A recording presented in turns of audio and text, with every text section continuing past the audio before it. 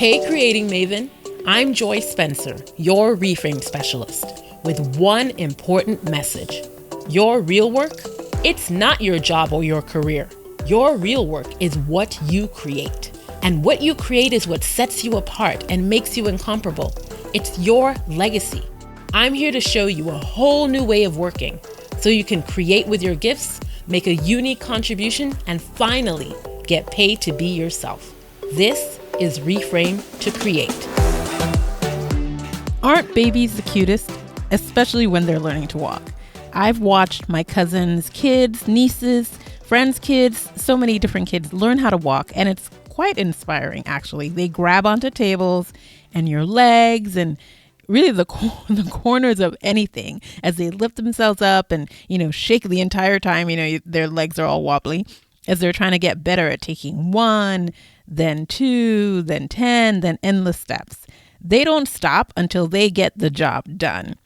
Now imagine if you could get into a baby's head as they're learning how to walk. Imagine if this particular baby was in a living room with you and watching you and everyone else in the room as you walked up and down, back and forth to the kitchen, to the bedroom. And they stood there, propping themselves up on the coffee table. And as they're starting to take their first wobbly steps to get to the other chair, what if you could peer into their thoughts and know what this baby was thinking after seeing you skip along in front of them? And what if this baby was thinking, okay, that's it. I'm no good at this walking thing. Look at these people all around me walking without having to hold on to anything. They don't wobble. They move fast. Why am I even bothering to walk? I suck at this. And then you turn around and you see the baby fling themselves on the carpet and just, stare at the wall or stare at the ceiling, flailing, just flailing their arms, just like in exasperation. You'd be like, what? Right? That sounds absolutely ridiculous. No self-respecting baby does this. They stay on mission even after all those humiliating falls on their diaper-padded bottoms. They don't even see themselves falling and tripping up as humiliation. It's just part of the journey to walking.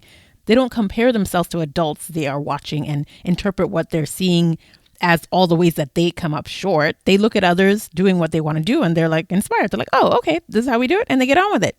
Others become inspiration for their aspirations. And just because they can't walk yet, they don't think this means that they should sit down and be quiet somewhere. They don't think, there's only room for one person in the entire planet to walk. And since that role has already been taken, since there are already people out here who are incredible at walking, really good at it, I should opt out and maybe just find something else to do, like sit here on my butt forever because the walking market is crowded, and completely saturated. Nuts. Completely. Babies know better. But the question is, do you?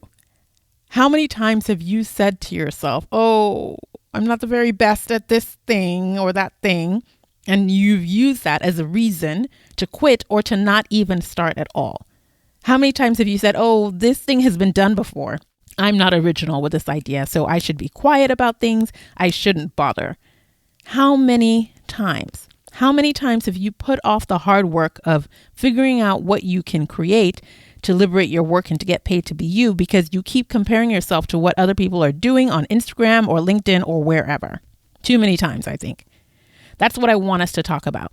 In today's episode, I want to give you a reframe on this idea that if whatever you want to do or create isn't the most original idea that's going to make you this unique unicorn who stands out as ultimately sparkly, whatever, then you shouldn't bother.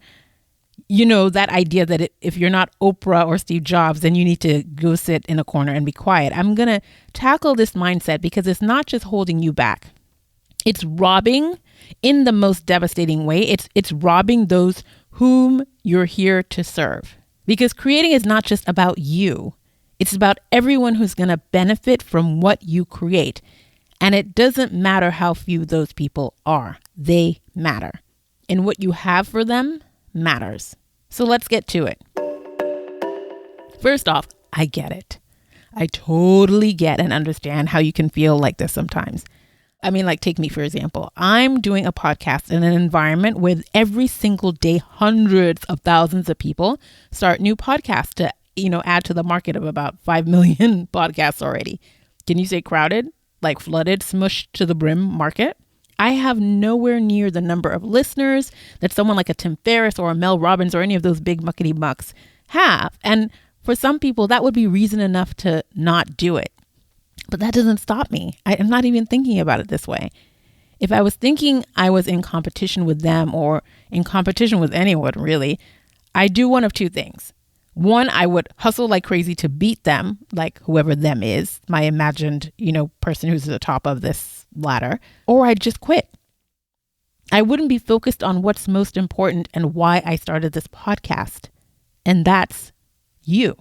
That's you and the mission of Reframe to Create, which is to help professionals like you break out of the work narratives that are holding you back and making you downright miserable, stressed, unsatisfied, and all the icky words that there are about work.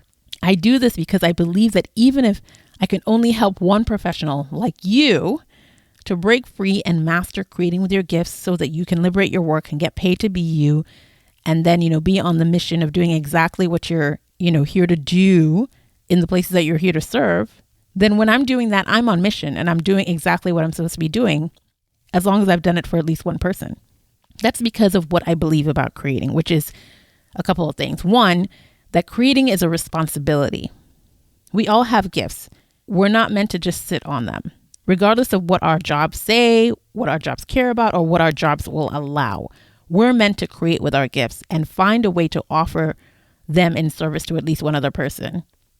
You've got a gift. Dare I say you've probably got lots of different gifts. So focus on creating with them, or at least with one of them, period. Stop worrying about how big it is or how many people will notice it, as the measure of success. See it instead as a responsibility. Take it seriously, because it is. And the second thing that I believe in is creating for its own sake, not as a means to an end. Some things in life to me are just in this category. They're not something you do because you're really trying to get at something else. That's to treat the thing in a transactional manner. Some things are intrinsically valuable in and of themselves. And that's what I believe about creating. It's just valuable. And you don't need to explain to anyone or anyone else, how useful what you're creating is or what money you're going to make from it or how anyone else can leverage it. I mean, of course you can do all of those things if you want, but you don't have to. That's not the measure or the definition of worthiness of the thing. If all it ever does is to exist, then that's all it needs to ever do and be. It's so important for you to believe these things too, if you're going to get free from all the hangups and things that are going to trip you up and make it impossible to create. Yes, you might want to be able to do something, as I said, you might want to be able to do all the other things, make big bucks and all that stuff, and sure, you can do that. But I want you to have the mindset that even if you don't, you're still going to take this responsibility seriously. You're not going to have this big money must be made or nothing will be done attitude. This is about something coming to life and bringing it into life. And there is room for all. There's room for you and what you have to offer. You don't have to be the biggest. You don't have to be the baddest. You don't have to be the only one. You just have to be you. So what does this mean for you going forward? Well, I hope it means you're going to let whatever you see others doing be an inspiration for your aspirations rather than an excuse to shrink and withdraw. And here's a way to do even better. Stop looking. Just stop looking at what other people are doing so that you can focus on you and on your own plate and what you need to create. Looking doesn't do you any good when you're already struggling to create.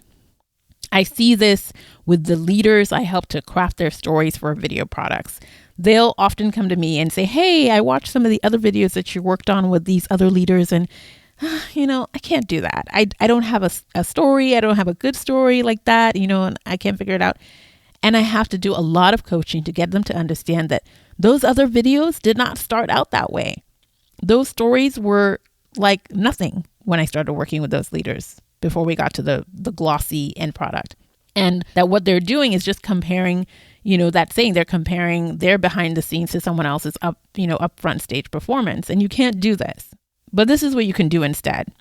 There are two questions that I've really been thinking through and mulling through the last few weeks, and these questions have really been giving me life and really helping me to reorient and think about myself and my life and creating in a different way. And I hope it'll help you as well. So the first one is 10 years from now, what will you, well, I usually say this as what will you wish you'd accomplished, but I want you to think about it in the creating framework. So 10 years from now, what will you wish you'd created? Just sit with that. Just 10 years from now, just think about today and then just think out 10 years from now. You wake up 10 years from now. What will you wish that you had created? That on that day, 10 years from now, is done, it's created, it's alive, it's living in the world, however long, but it's created. What will you wish you had created 10 years from now? And then the second question is, 10 years from now, what will you wish you'd done every single day for the past 10 years? 10 years from now, what will you wish you had done every single day for the last 10 years? And this is where, for me, things like flossing comes up, creating, working on, on this podcast, writing, things around health, things around relationships. And these are a different way and a good way of just thinking about and refocusing yourself on, and what are you paying attention to? What are you obsessed with? What are you what are you focused on? Not these little distractions of who's doing this here and who's popping off here, but, getting your mind right to think about, like, in 10 years, how am I investing myself? What do I want to have done? What do I want to have created? What will I wish I had spent every single day of the last 10 years doing? When you're thinking on that timeline, when you're thinking in that way, you have to get your mind right. You can't be comparing yourself to other people or getting lost in the sauce. You have to really think about how what you're doing now at every single day, your actions and inactions, how they're impacting your future and your future self. There's a third thing, and it's not a question, but it's been getting me to also think differently as well. And it's a tweak on something that Phil Pinto, who's my guest from episode 12, the reinvention process, often shares on LinkedIn. So every so often, he has this post that says, if you don't know where you want to be 5 years from now, you're already there. That gets me in the gut. Every time I hear that, I just have this gut feel like someone give me a punch in the gut. So I've been trying it on for size, but doing the 10-year timeline thing instead, since I've been doing a lot of these 10-year questions. And so I've been saying, if you don't know where you want to be 10 years from now, you're already there. How does that sit with you? Because time flies. Before you know it, a year has passed, 2, then 5, then a decade of you promising you wanted to do something and, nothing changing. And so you have to ask yourself if you're going to be okay with that, if you're going to be okay 10 years from now, looking back or getting to 10 years from now and everything is exactly the same. You've been making the same choices every single day for the last 10 years. So things are exactly as they've always been and you're in the exact same place. Is that going to be okay with you? If not, then you've got work to do. So these are the 3 questions, right? 10 years from now, well, no, it's not 3 questions. The first is just the thought, asking yourself, if you don't know where you want to be 10 years from now, you're already there, which just sort of makes you ask the question, will I be okay if 10 years from now things haven't changed? So the 2 questions then is, 10 years from now, what will you wish you'd created? And 10 years from now, what will you wish that you'd done every single day for the last 10 years? And just chew on this, sit with this, write it down, write down the reflections that come up for you in your journal. And think of one thing that you're going to do that's going to be different on a daily basis, that's going to support the answer that you come up with to these questions. So that's what I'm leaving you with today. So hopefully that'll shake you out of what's, of you being in these whole I have to be the only one, and get you out of that whole world of comparison and get you focused on thinking about what you are here to create and what's your business, really. It's time to move. And if you're still trying to figure out what to create, don't struggle. Don't go through the struggle bus alone. Let me help you. I can help you to clarify what you want to create, or you might have something that you've already started creating and you just need some more help pushing along to think about how this can truly be something that you use to get paid to be yourself and all the other things that are part of the create journey. Maybe you need to get your signature creation done. Maybe you have something. Maybe you need to get your story brand together and all of that. Whatever it is, visit reframe2create.com to schedule an exploration session with me and see how best we can work together. See you soon, Creating Maven. Until then, remember to always ask yourself, what will I create?